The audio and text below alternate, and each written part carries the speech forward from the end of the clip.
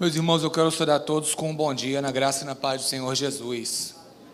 Uma alegria muito grande para Sara, Sofia, Isabela e eu estarmos aqui no 42º aniversário de organização da primeira Igreja Batista na Barra da Tijuca.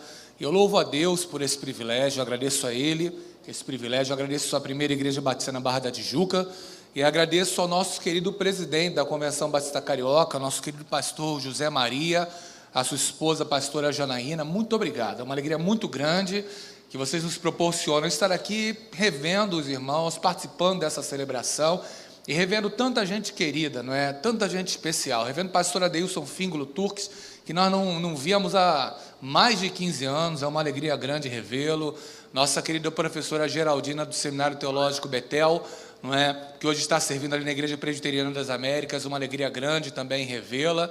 Rever o excelentíssimo vereador Dr. Eliseu Kessler, sua esposa Renata, muito abençoado pela literatura da sua família. Lembrávamos ali do projeto de alfabetização através da literatura que o pastor Eliseu e tantos outros vêm desenvolvendo ali, pastor Nemuel Kessler, ao longo de muitos anos, abençoando o Brasil inteiro, e eu também sendo abençoado por outras literaturas, como o Culto e Suas Formas, que até hoje consulto aquela tabela de bodas que tem ali, de 1 até 75 anos, quero chegar até aquelas bodas de 75 anos que tem um livro ali, né? Alegria grande rever o querido, excelentíssimo vereador e sua esposa, a irmã Renata, e estar conhecendo você, que está celebrando 42 anos de organização. Eu louvo a Deus pela sua vida, e gostaria de meditar com você nesse tema tão premente que Deus colocou no coração da igreja, crentes saudáveis, igreja frutífera, pensando em duas igrejas que, na minha percepção, ao ler as Escrituras do Novo Testamento, principalmente, me parecem que foram muito frutíferas, que é a igreja de Filipos e a igreja de Antioquia. Então, se o Senhor permitir, na parte da noite, nós vamos debruçar em Atos 13, de 1 a 3, pensando na igreja de Antioquia. E agora pela manhã meditar em Filipenses, capítulo 1, versículos 9 a 11, mas dar uma passeada em outros textos ali de Filipenses, para pensar nessa igreja que apresentou-se tão frutífera. Tinha algumas rusgas, você lembra lá de Evódia e Síntique, com alguma tensão que Paulo teve que equacionar. Mas é uma igreja que Paulo, quando olha para ela, a todo momento ele fala: eu muito me regozijo, eu me alegro quando lembro de vocês. Olha, eu estou com saudade de vocês. E é uma igreja que era saudável e, assim sendo, foi frutífera e tem muita coisa para trazer nós nessa manhã. Abra sua Bíblia, por gentileza, se você tiver uma próxima a você, em Filipenses 1, 9 a 11. Se você não tiver, você pode apenas ouvir a palavra de Deus em Filipenses, capítulo 1, versículos 9 a 11. Nós teremos uma projeção para acompanhar, não é para você acompanhar o texto agora não, né? Ali daqui a pouco a gente vê também, tá bom? Obrigado, porque de repente os irmãos pensam que é só daqui a pouco aquele ali. Pode acompanhar aqui na sua versão que tem capítulo 1, versículos 9 a 11, diz assim a palavra de Deus: e peço isto, que o vosso amor aumente mais e mais, em ciência e em todo o conhecimento, para que aproveis as coisas excelentes, para que sejais sinceros e sem escândalo algum, até o dia de Cristo, cheios de fruto de justiça, que são por Jesus Cristo, para a glória e louvor de Deus. Que Deus abençoe nossas vidas com a sua santa e inesgotável palavra. Irmãos, o caminho que eu pretendo seguir essa manhã é trazer uma introdução por meio de um estudo de caso, muito interessante, e mergulhar no texto de Filipenses 1, 9 a 11, e você já viu antecipadamente que está em grego, só para a gente ver algumas peculiaridades, para tirar uma afirmação central, para nos nortear essa manhã. E a partir daí nós exaurimos 3 lições para aplicar a nossa vida e concluirmos, é o caminho que eu pretendo seguir, se Deus assim nos permitir, essa manhã. O estudo de caso que eu quero pensar com você é de uma professora, bacharel, mestre e doutora em administração. Ela era professora de uma universidade brasileira. Pode passar, por gentileza? Muito obrigado, hein? Obrigado, tá? Pode passar para essa professora querida, não é? Há uma reportagem que foi trazida há alguns anos atrás, falando de uma querida professora, doutora em administração, que recebeu um desafio dos alunos de colocar em prática os seus conceitos. E aquela professora, ela resolveu então abrir uma loja de iogurtes gelados, aquele iogurte que é quase que um milkshake, é bem geladinho, bem fresquinho. Ela chamou um sócio para participar junto com ela no estudo desse processo de abertura de uma loja, e perceberam que o empreendimento ficaria muito caro se colocasse um quiosque num shopping. Falaram, não, vamos colocar em uma outra localidade. Aquela localidade tem uma praça de alimentação, mas não tem nenhum lugar de sobremesa, então vamos abrir esse quiosque lá, nessa localidade. Passaram 8 meses, desde novembro de um ano até junho do outro ano, para abrir o seu negócio. Estudaram, público-alvo, qual seria a frequência de pessoas que ali estaria, qual seria o lucro presumido do negócio inicialmente, qual seria o capital de investimento, capital de giro, todas aquelas coisas da administração, e abriram a loja em junho. 8 meses para abrir. Lamentavelmente, em 9 meses, aquele empreendimento foi à falência. No terceiro mês do empreendimento, o sócio tirou o time de campo e falou, vou sair desse negócio. O negócio não está rentável, ganhar pouco é uma coisa, não ganhar nada é outra coisa.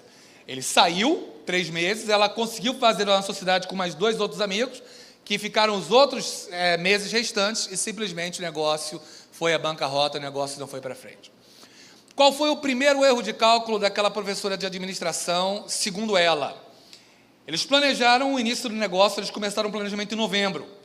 Abriram uma loja de um produto frio em junho, começo do inverno. Tivemos o início do nosso inverno aí na quinta-feira, não é? E aí no inverno ninguém comprou nada gelado. E os 3 primeiros meses não receberam nada, e quando foram tentar se recuperar do negócio, já era tarde demais. Essa professora, ela tornou-se paradigmática na universidade, um estudo de caso aí no Brasil, de uma questão que nós podemos ter muita teoria, mas precisamos ter muito cuidado ao sermos taxativos em alguns conceitos ou categorizações, porque todos nós sabemos, com a experiência de vida, que a prática muitas vezes é bastante diferente da teoria. Isso tem muito a ver com o que Paulo fala em Filipenses, principalmente quando ele começa no capítulo 1, versículo 9, quando ele diz que o vosso amor aumente mais e mais, em pleno conhecimento e entendimento. E é a partir daqui que eu quero dar o nosso ponto de partida. Vamos então fazer uma transição para o texto. Pode passar o texto, por gentileza.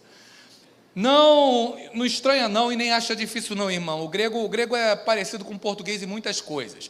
Mas eu coloquei aí só por causa das peculiaridades. Eu servi na Sociedade Bíblica do Brasil durante um tempo, e a Sociedade Bíblica do Brasil ela tem uma estatística que a tradução mais top da top que nós tivermos, você vai ter no mínimo 26% de defasagem em relação ao original. Por quê? Você pega um texto como João capítulo 1, no princípio era o verbo, enarquei em logos. O que é o logos? O que é o verbo? É difícil a gente comunicar, é difícil a gente explicar o que é o logos quando você não tem uma palavra específica em língua portuguesa. Aproximadamente a gente traduz logo por palavra, aproximadamente a gente traduz logos por verbo, mas às vezes ainda fica um pouco distante do sentido original. E existem alguns termos que são tão ricos no grego que quando a gente faz a tradução a gente perde alguma coisa. E nas versões em língua portuguesa, por mais boa vontade, por mais esmero e afinco que tenha, alguma coisa a gente perde nesse texto de Filipenses capítulo 1, versículo 9.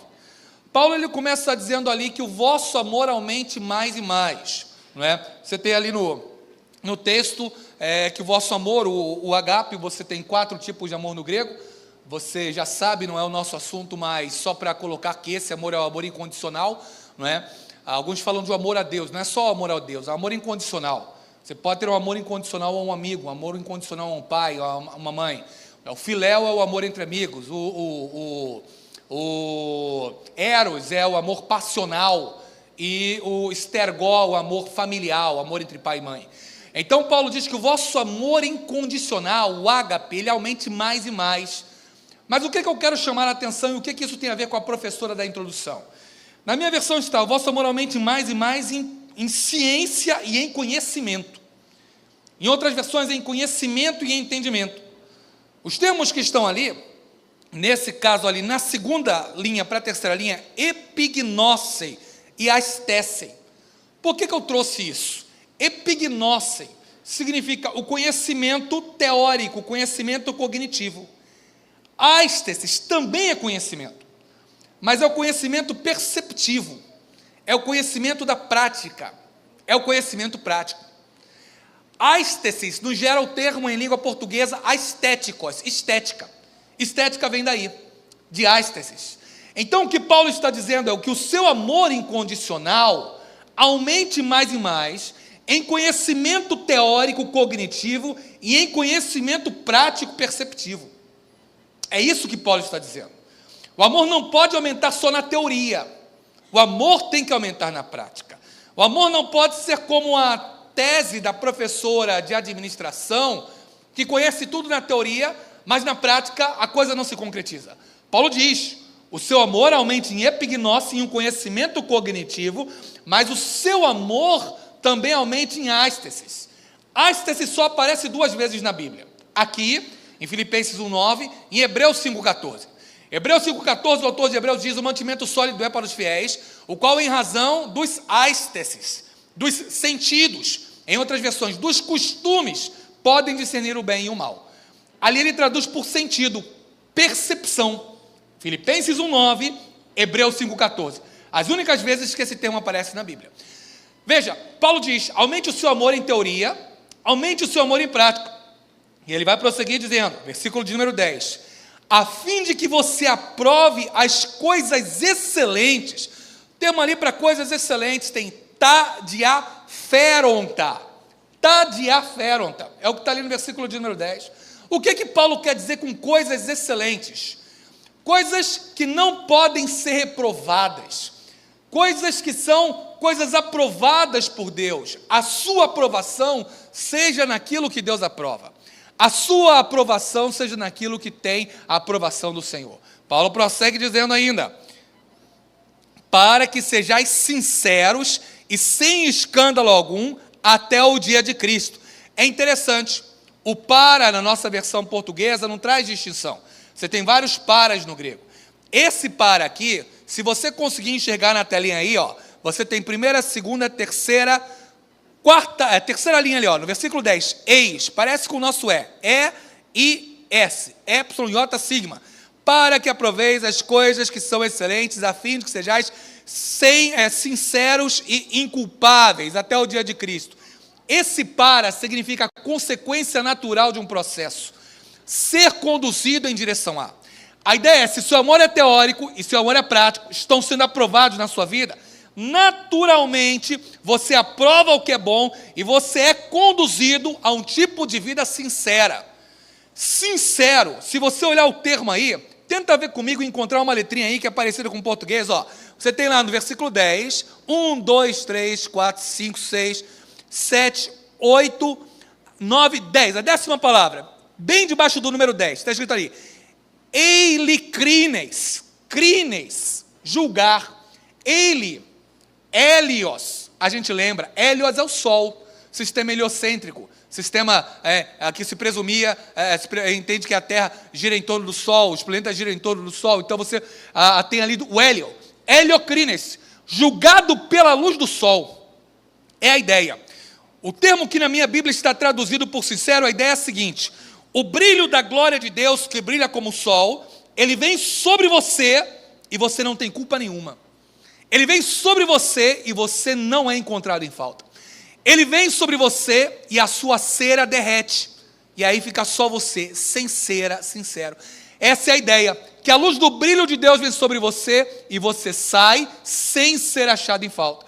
Quando você tem um amor na teoria e um amor na prática, você é conduzido a aprovar as coisas boas. E quando é aprovar as coisas boas, Deus olha para você e você é encontrado sincero, você é encontrado perfeito na vontade do Senhor. O texto prossegue dizendo, sem culpa nenhuma. Ali o termo que está depois de sincero, o termo que está depois de elicrines é e aproskopoi. Há um prefixo de privação. Proskopoi, culpa, transgressão, coisa que faça a pessoa cair.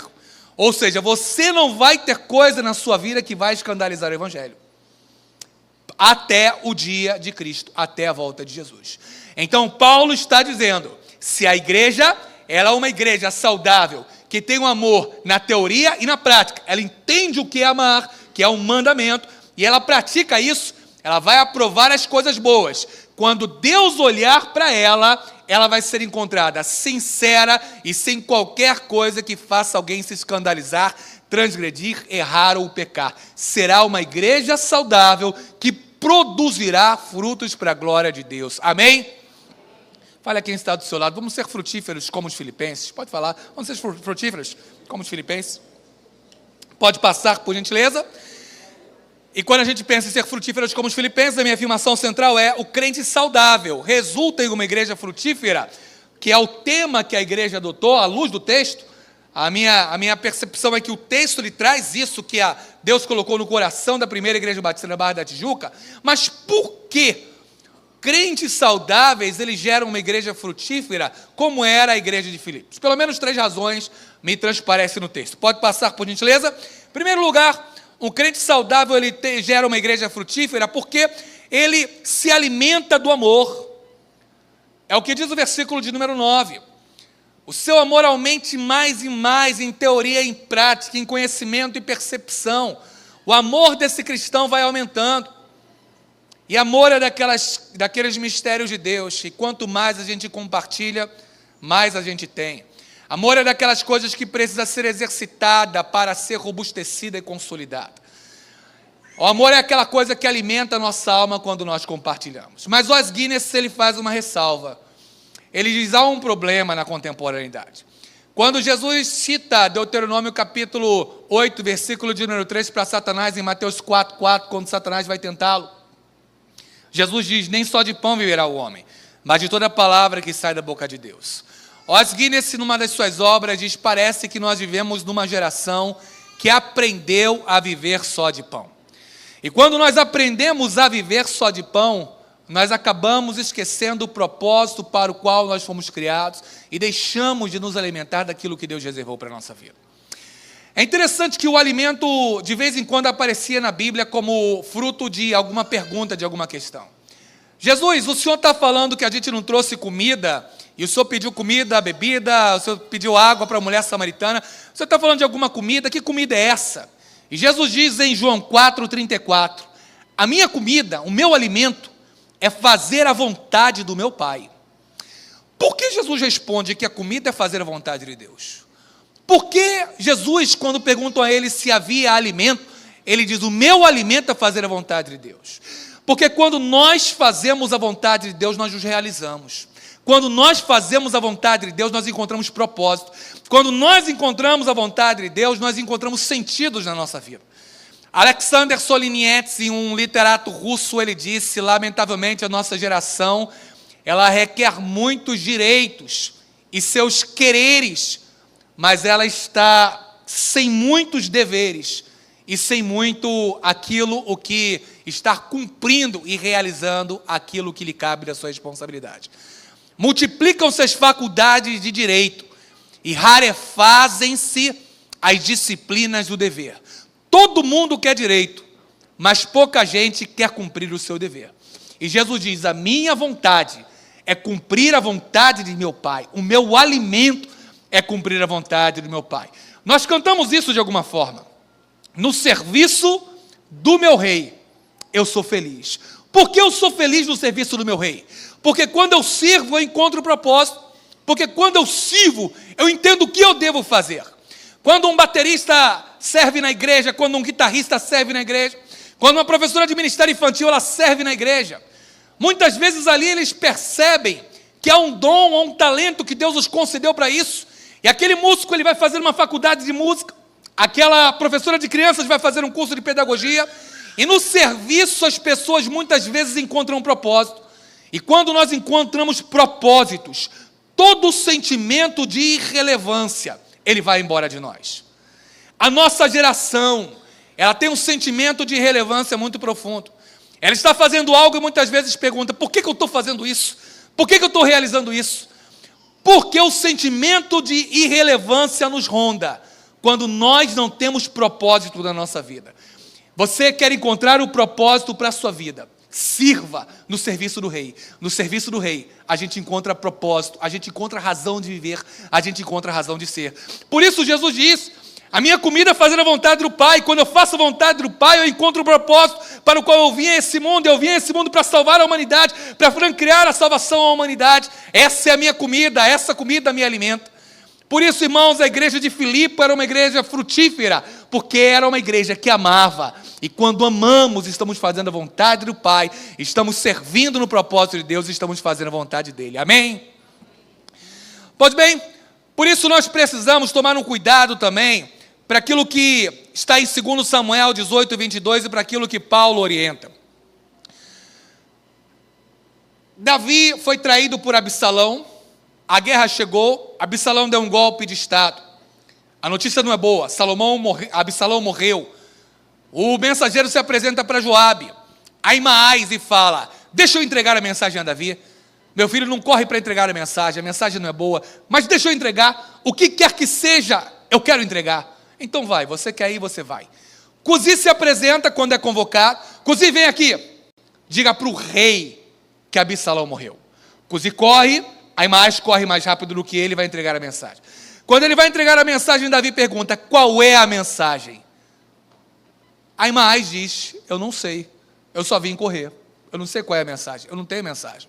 E Cusi chega e diz: Absalão morreu. Irmãos, muitas vezes nós precisamos tomar o cuidado, para nós não estarmos querendo correr uma corrida de qualquer maneira, mas vazios do amor. Nós precisamos parar um pouco tudo o que nós estamos fazendo e perguntar qual é a real motivação que está me fazendo ir à igreja, está me fazendo pregar, está me fazendo fazer o que eu faço, porque senão nós seremos mais um Cusi do que um Ahimaás. Nós não teremos uma mensagem a ser entregue, chegaremos vazio nos lugares da mensagem, porque o amor é aquelas coisas que adorna a vida cristã, deixa a vida cristã mais bela e mais bonita. E é por isso que Paulo em Filipenses, ele fala em Filipenses 2-3, tende em vós o mesmo sentimento que houve em Cristo Jesus, que sendo em forma de Deus não teve por usurpação igual a Deus. Quando nós pensamos no nosso alimento, mais do que nunca, nós precisamos alimentar o amor. E vamos alimentar o amor de Deus nas nossas vidas, por meio do serviço ao próximo. Portanto, uma questão prática para você: tente ser bênção para alguém mais do que você já é, hoje na sua vida. Se você não fala com seu pai há muito tempo, saia daqui, ligue para o seu pai, ligue para a sua mãe, ligue para o seu avô, para a sua avó, fale quanto você os ama. Se você tem a oportunidade de convidar alguém para almoçar junto com você hoje, alguém para lanchar junto com você hoje, alguém para você dar uma carona para casa hoje, faça isso. Expresse o amor de forma concreta, que exercitando isso, certamente seremos uma igreja mais frutífera do que já somos, nos alimentando do amor de Deus na nossa vida. Cito um exemplo e caminho para o segundo ponto. Elber César, no seu livro Porque Sempre Faço o que Não Quero, comenta a história de um missionário que foi arguido por um indígena convertido, neófito. Aquele indígena pergunta para o missionário: missionário, eu estou com um problema. Converti-me a Jesus Cristo, mas parece que dentro de mim lutam dois lobos, um feroz e atroz que a todos quer devorar, e um outro manso, que quando as pessoas chegam perto, ele quer estar junto. E o missionário sabiamente perguntou para aquele indígena convertido: qual lobo tem vencido a batalha dentro de você? E o indígena convertido disse: aquele que eu alimento mais e melhor. Alimente o amor de Deus na sua vida, mais e melhor. E você vencerá a batalha contra o mal, contra o pecado, continuará sendo frutífero e saudável, como já tem sido em nome de Jesus. Amém? Mas há uma segunda verdade que eu quero trazer do texto, pode passar, em relação à questão da igreja de Filipe. O crente saudável, ele produz uma igreja frutífera, gera uma igreja frutífera, porque ele cresce em discernimento. A frase grega diz ali, não é? Para que aproveis as coisas que são excelentes, literalmente, para que sejais conduzidos a distinguir aquilo que difere, aquilo que traz a diferença. É o que Paulo diz. A gente cresce em discernimento. Um crente saudável, ele cresce em discernimento, ele gera uma igreja frutífera, como Filipe. Paulo, naquela igreja, ele diz em Filipenses 1,18, tem gente que anuncia o evangelho, mas com intencionalidade contestável. Versículo 18, ele diz que importa, contanto que Cristo seja anunciado de toda maneira, ou com fingimento, ou em verdade, nisso eu me regozijo e me regozijarei ainda. Paulo diz que há pessoas que anunciam Cristo com fingimento ou em verdade.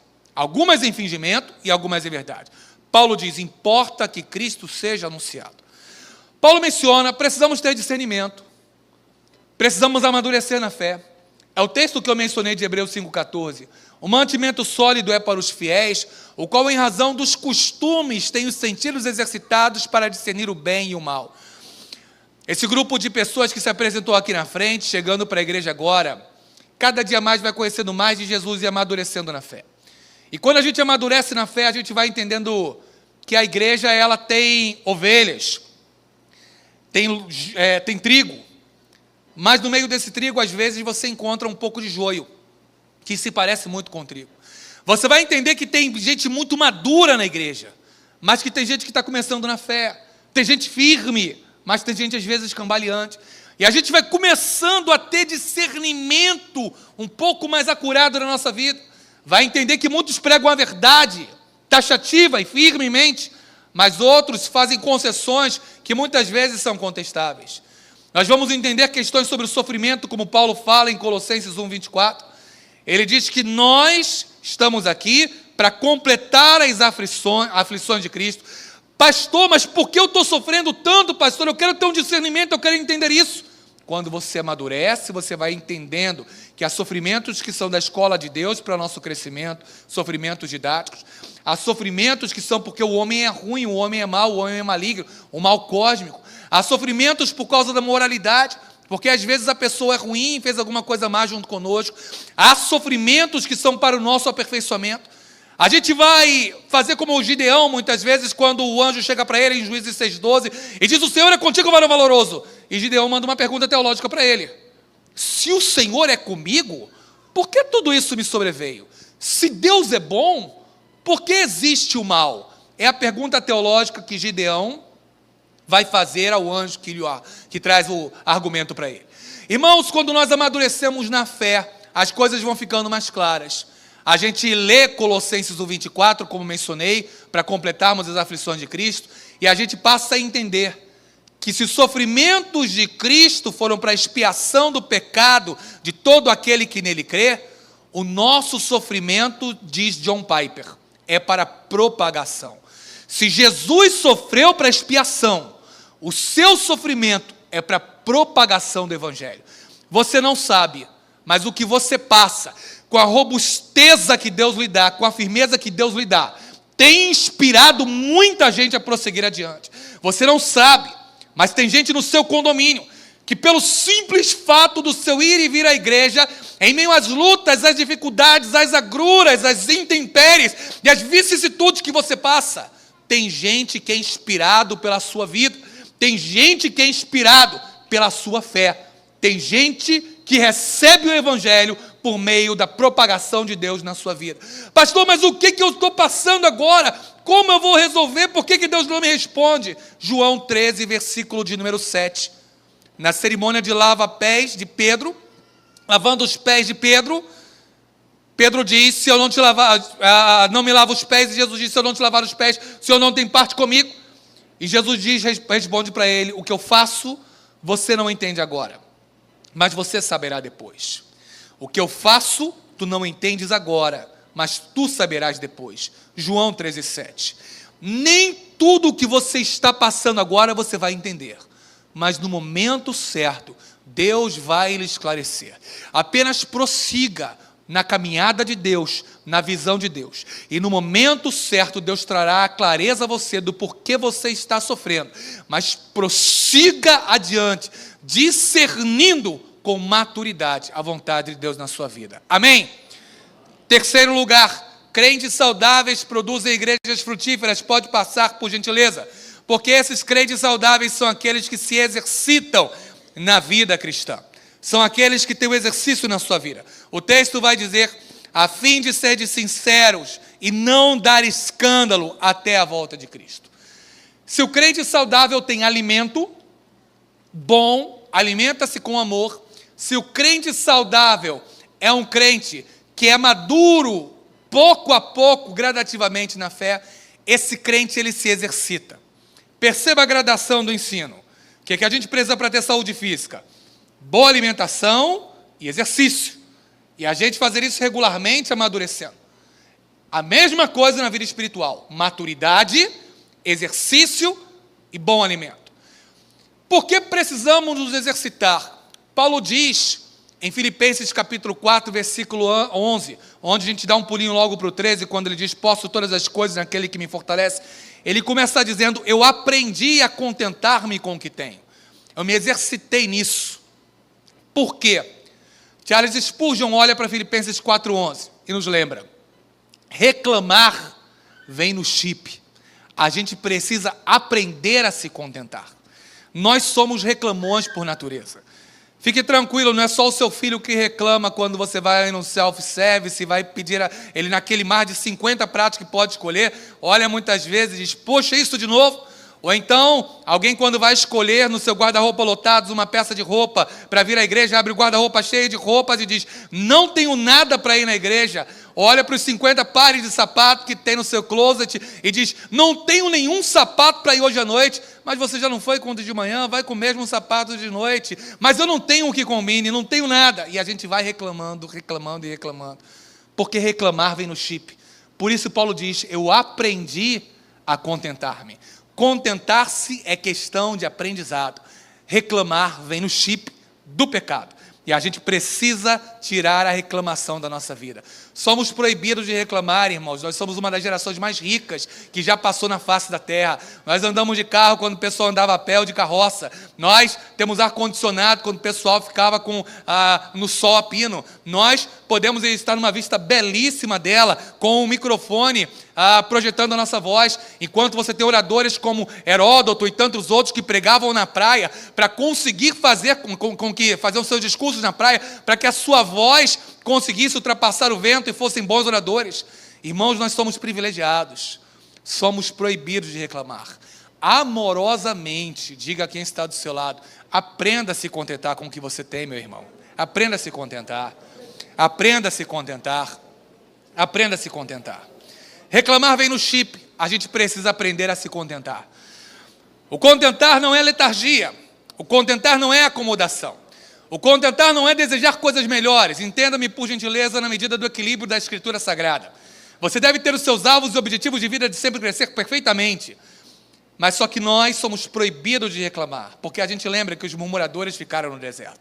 E a gente tem que em tudo dar graças a Deus, conforme foi o texto lido na placa que a Primeira Igreja Batista da Barra, na pessoa do pastor José Maria, concedeu ao querido excelentíssimo Eliseu Kessler e à sua ilustríssima esposa. Em tudo dai graças. Damos graças a Deus por tudo isso. Cito Michael Phelps, coloco um quadro e caminho para a conclusão. Por que eu cito Phelps? Porque Phelps era um camarada que a todos nós inspirou com todos os seus recordes quebrados, com toda a sua destreza nos exercícios e com toda a sua acurácia. E era um homem de exercícios. Phelps, ele foi imbatível. A gente gostava de vê-lo preparando-se para mergulhar naquela piscina, batendo no seu peito. Ele brancão, ficava com aquelas marcas, aquelas mãozadas que ele dava aqui forte, né? Preparado, aquele tronco, aqueles ombros que pareciam de super-herói, de tão largos que eram, né? E forte, sério. Phelps treinava de todas as formas. Em determinada ocasião, ele, pela orientação do seu treinador, ele simplesmente ordenou que Michael Phelps nadasse de olhos fechados. E Phelps indagou: por que eu vou ter que nadar de olhos fechados? Nós não sabemos o que pode acontecer. Então eu gostaria que você gravasse quantas braçadas você dá, você gravasse a força do impulso das suas pernas, você saiba milimetricamente tudo o que você vai fazer em cada corrida, para que você tenha isso de memória, com os olhos fechados, você possa nadar em qualquer momento. Phelps fez o que o treinador falou, em grande parte dos seus treinamentos da vida, e uma das Olimpíadas, acabou a luz no estádio. A natação continuou. Phelps, durante muitos metros à frente do segundo colocado, com uma ampla vantagem, conseguiu chegar exatamente no lugar onde deveria chegar, assumiu o posto de primeiro lugar no pódio e novamente quebrou mais um recorde mundial, quando todos os outros nadadores ficaram desnorteados. Perguntado pelo repórter: Phelps, como é que você imaginou que seria nadar no escuro? Como é que você conseguiu essa façanha? Como é que você conseguiu essa proeza? Phelps, como é que você conseguiu? Como você imaginou que seria essa corrida? Ele falou: imaginei que seria exatamente como eu imaginei. Eu já tinha a corrida, eu já tinha abraçada, eu já tinha cada parte da natação na minha memória. Só fiz o que eu fui treinado para fazer. Ele se exercitou para isso. Vida cristã é uma vida de exercícios, irmãos. O exercício, ele é filho da disciplina e ele é neto do hábito. E Paulo, em Efésios capítulo de número 4, fala que quando nós fizermos essa mudança na nossa mente de exercício, nós vamos conseguir amar mais e mais. Mostra o quadro e caminho para a conclusão, pode passar por gentileza. Veja você, Efésios capítulo de número 4, como é interessante, versículos 31 e seguimentos. Paulo, ele vai dizer, você não é, quando na vida cristã convertido, convidado a uma vida de omissão, só deixar de fazer alguma coisa. Você tem que tirar um hábito velho e colocar um hábito novo no lugar daquele velho. Paulo diz, deixa a mentira, versículo 25 de Efésios 4, deixa a mentira, mas fale a verdade. Tire a mentira, mas fale a verdade.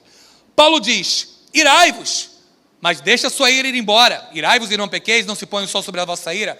Versículo 28 ele diz, aquele que furtava, não furte mais. Mas é interessante, ele não para aí, ele não fala aquele que furtava, não furte mais. Fala, antes, trabalhe. Substitua um hábito antigo por um hábito novo. Você não pode só deixar de fazer um exercício antigo pecaminoso.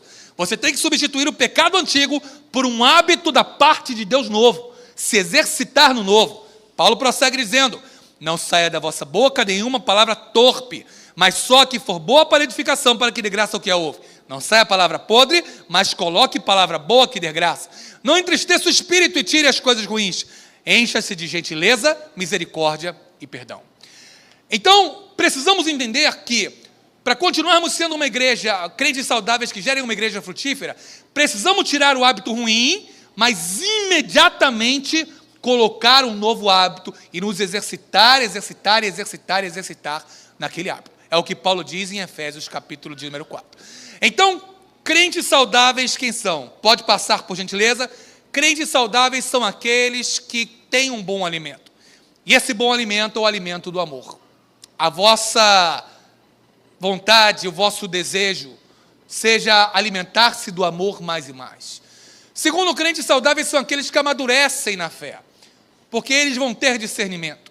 Terceiro, crentes saudáveis são aqueles que praticam exercício, tiram o antigo e colocam o novo. Fazendo assim, cada crente fazendo a sua parte, a igreja se tornará mais frutífera, ainda que a sua parte seja mínima nesse grande mundo. Menciono a ilustração do beija-flor e fecho aqui essa palavra da manhã orando junto com você. Irmãos, pensamos em relação à questão daquela figura do beija-flor que está de um lado para o outro naquele grande incêndio conhecido da floresta. A floresta pegando fogo, o leão impávido olhando o incêndio na floresta, com animais saindo daquele incêndio, e o beija-flor de um lado para o outro levando água no seu biquinho. Interpelado pelo leão porque ele fazia isso, o beija-flor disse, eu só estou fazendo a minha parte. Eu só estou fazendo a minha parte. Nós somos uma igreja, dentre mais de 500 igrejas batistas do município do Rio de Janeiro. Você é um crente dessa igreja, mas há uma parte que lhe cabe, há uma parte que me cabe, buscar a saúde espiritual em Cristo. Se nós formos saudáveis, mais e mais, a igreja continuará frutificando, pregando o evangelho na Barra, Recreio, Itaiangá e adjacências. Faça como os filipenses, faça como um beija-flor, faça a sua parte, e fazendo assim, Deus continuará fazendo dessa igreja uma igreja frutífera em nome de Jesus. Amém? Vamos orar? Quero convidar o nosso querido pastor José Maria, que vai estar orando. Vamos ficar em pé? Vamos estar orando. Coloque sua vida e seu coração diante de Deus para, sendo um crente saudável, ver sua igreja cada dia mais frutífera.